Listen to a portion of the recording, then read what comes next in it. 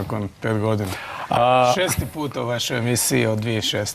Pred vašim, odnosno pod vašim vodstvom, SDP je izgubio izbore u protekle 4 godine, više tih izbora. Koje je vaše očitovanje o tome? Oni koji u SDP-u traže vašu smjenu kažu da je to dovoljan razlog da biste trebali dati ostavku. Da, to je u politici tako. Ako takve zahtjeve i napade doživljavate emotivno ili osobno, onda idete mami plakat. Dakle, to je uvijek surovo. Ja sam stranku preuzeo 2007. godine kada je bila jaka, ali ni blizu jaka kao što je postala odmah nakon toga. I u tom nekakvom razdoblju od 2007. do danas dionica stranke je rasla, jako rasla i onda je sad malo pala. I dalje je jaka. Dakle, ja se nadam da nam ova kampanja u stranci neće naškoditi, jer jedna slična kampanja 2007. godine nam je u tragičnim uvjetima kad je Ivica Račan umirao pomogla da se kao stranka dignemo i tu je bilo i moje zasluge. Prema tome, ja sam to puno puta rekao, tu sam da nosim vaš križ, kada gubimo, kako god se to tumačilo, ja sam kriv, ali kada pobjeđujemo, vi ste zaslužni. Pa tako recimo, ne znam, za pobjedu u Rijeci ili u Splitu je zaslužen onaj koji je pobjedio tamo, a za 20 i nešto % za gradsku skupštinu u gradu Zagrebu sam kriv ja. I ja to govorim bez ironije. Bili konsekvence za ja sam kriv bio i vaš odlazak? Pa stranka je prihvatila prije više od 7 godina na moju inicijativu sistem jedan član, jedan glas. Na tome sam inzistirao u kampanji 2007.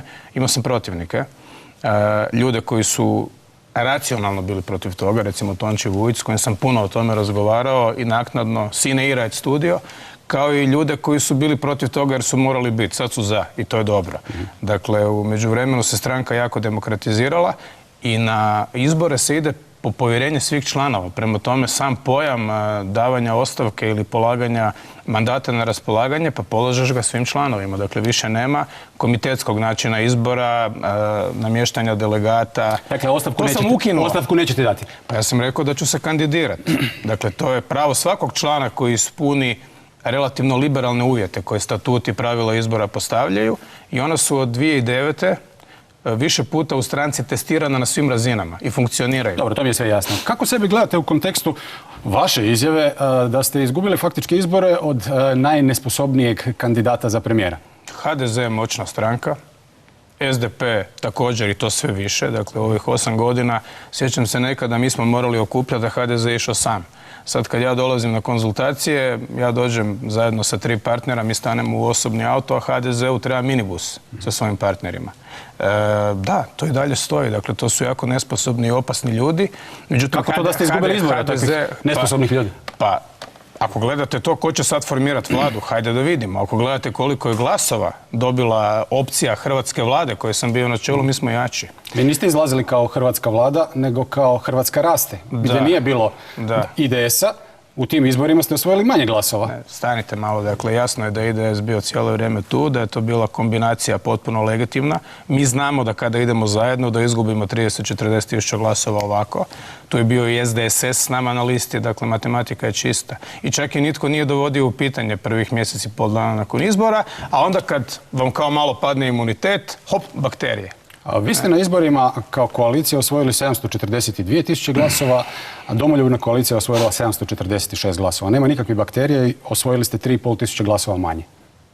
Vi inzistirate i dalje na tome. Da. A ja vam kažem da je IDS drugi dan bio s nama za istim stolom na pregovorima sa Mostom ili 3. dan. Dakle, nije bilo ni minute dvojbe da su svi birači IDS-a glasali za nastavak koalicije Hrvatska raste, odnosno one prethodne koalicije u kojoj su 4 godine uspješno radili i zbog rezultata i zbog nekakvog svjetonazora i da je to više i da sam ja u startu imao podršku odmah 66, 67 saborskih zastupnika i stalno sam govorio da je to najviše, ali da to nije dovoljno. Znate šta, vi meni faktički tumačite da ste pobjedili u utakmici u kojoj ste dobro stajali zadnjih 10 minuta. Međutim, poraz ste doživjeli. Ste vi doživjeli poraz? Priznajte vi poraz? Pa dakle, ovo što ovdje govorite, ispada da ste pobjedili, ali niste pobjedili. Pa gledajte, sad želite da kažemo da smo izgubili izbore. Dakle, ljudi govore mi nismo izgubili izbore. Ja kažem, izgleda da nećemo formirati hrvatsku vladu. Je li to dobro? Nije dobro. Jer sam zadovoljan s tim, nisam. Dakle, stranku sam vodio veličanstvene pobjede, ali velike pobjede. I kažem, kad I u veličanstvene poraze. A ne, u jako tijesne u produžecima. Sjećate o čemu smo razgovarali zadnji put, kako je Vitali Kličko izgubio od Lennoxa Lewisa? Vodio je na bodove, pa mu je pukla arkada. Ali Kličko je bio demoliran u tom meču. Vi sebe uspoređujete s Kličkom. Ne, mislim da je... Meni je žao što nemamo sad Kličkovu sliku, ali nije dobro izgledao. Nije mu izgledalo dobro oko, ali na bodove je vodio. Dobro. A sad ako gledatelji uopće znaju što mi govorim. Kada kažete mi i IDS, vi tu odričete onda HDZ-u njegove moguće partnere, poput Milana Bandića, pa ovih manjinaca koji su mu na kraju dali glas. Dakle, to nije matematika. Vi ste kao Hrvatska raste išli na izbore i tu ste izgubili. Niste li?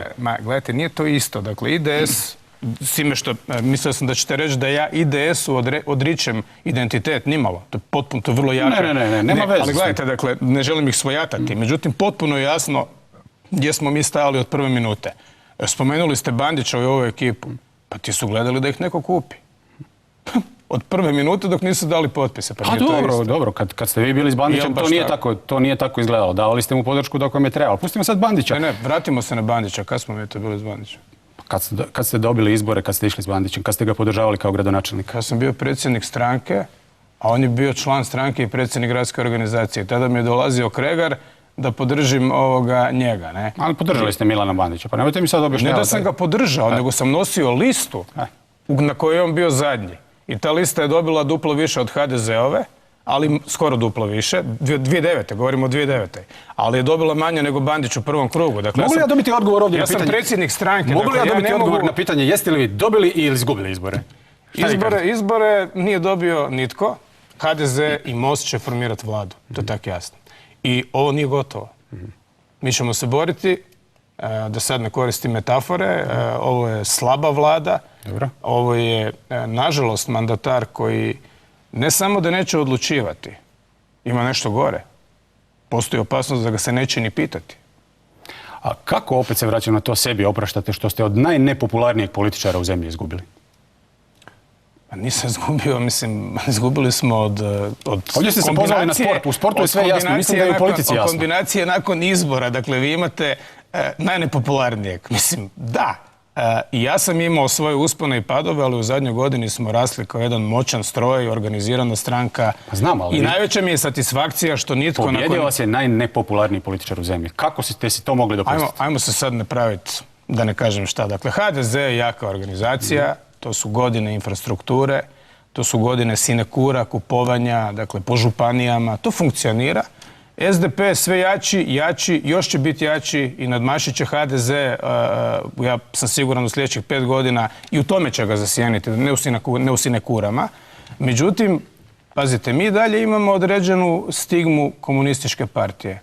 To je nepošteno, to je tužno, to je jadno, ali to je tako. I još uvijek se jedan dio ljudi u Hrvatskoj, ne mali, može motivirati i potaknuti strahom od ostanka komunista na vlasti. Sad to koliko sam ja komunist, koliko ste vi komunist, koliko su moji suradnici komunisti. Hajdaša za pajdaša i moja majka kolara lajka, mislim, to je nova generacija. Dakle, hoću vam reći, to i dalje kod nekih ljudi pije vodu. Ja ne bih na ovom pitanju vaše ostavke i kandidature eventualne na izborima inzistirao, da prije par dana nisam pronašao nešto što će nama biti podloga za daljnji razgovor. Mislite iz 2007? Pa pogledajmo to, pa ćete mi se očitovati šta mislite i kako stvari stoje po tom pitanju. Malo bi previše koristiti reći očitovati. Nismo na DORH-u. No, dobro, kako hoćete, možete i zapjevati. Jel 2007? Ako nešto, vidjet ćemo koja, vi ćete se to najbolje podsjetiti. Ajde da vidimo. Hvala lijepa, Oskar Ložinović, mjesna organizacija Sesvete.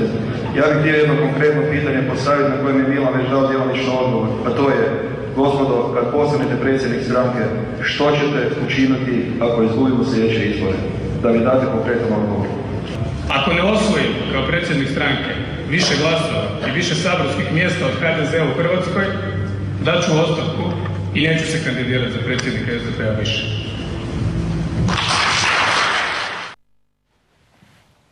Šta ćemo s tim? Ako ne osvojim više glasova i ako ne osvojim više mandata, dajem ostavku. I na tome su me lovili 2008. godine. Hoćemo reći mladost, ludost ili šta?